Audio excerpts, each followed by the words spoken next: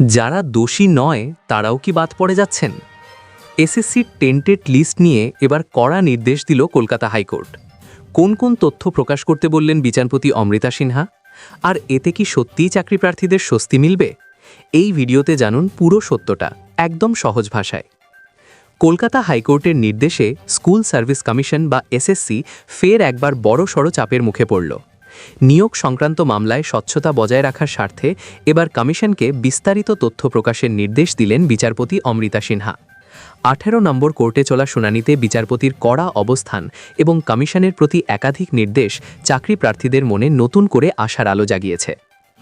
আদালতের কড়া নির্দেশ, কি তথ্য প্রকাশ করতে হবে?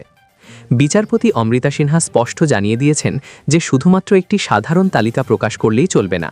স্বচ্ছতার খাতিরে টেন্টেড বা অভিযুক্ত প্রার্থীদের পূর্ণাঙ্গ বিবরণ জনসম্মুখে আনতে হবে।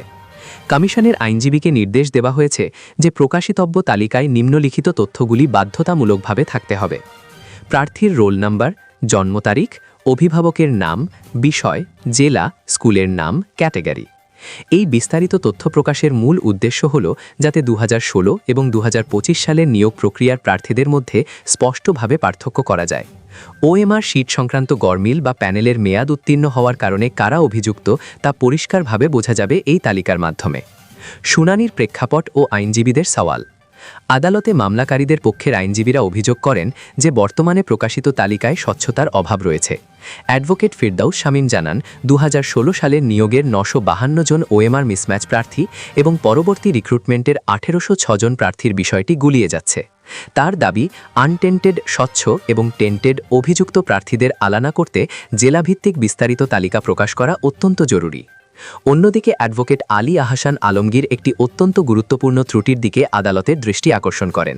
তিনি জানান, 2016 সালে এমন অনেক প্রার্থী ছিলেন যারা নিয়োগপত্র বা অফার লেটার পেলেও চাকরিতে যোগদান করেননি, অথচ তাদের নামও বর্তমান টেন্টেড তালিকায় অন্তর্ভুক্ত করা হয়েছে।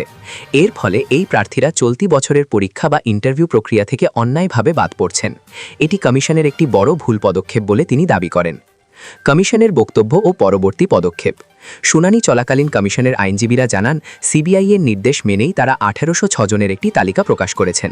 তবে 952 জন ওএমআর মিসম্যাচ প্রার্থীর তালিকা প্রকাশের বিষয়ে বিচারপতির প্রশ্নের মুখে কমিশন স্বীকার করে যে প্রক্রিয়াটি চলছে এবং শীঘ্রই তা প্রকাশ করা হবে। আগামী দিনের গুরুত্বপূর্ণ তারিখ: 13ই জানুয়ারি প্যানেলের মেয়াদ উত্তীর্ণ হওয়া সংক্রান্ত মামলার শুনানি রয়েছে।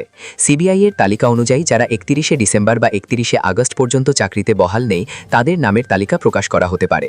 27শে জানুয়ারি বা ফেব্রুয়ারি ইডব্লিউএস এবং অন্যান্য কিছু মামলার শুনানি পিছিয়ে এই সময়ে নিয়ে যাওয়া হয়েছে।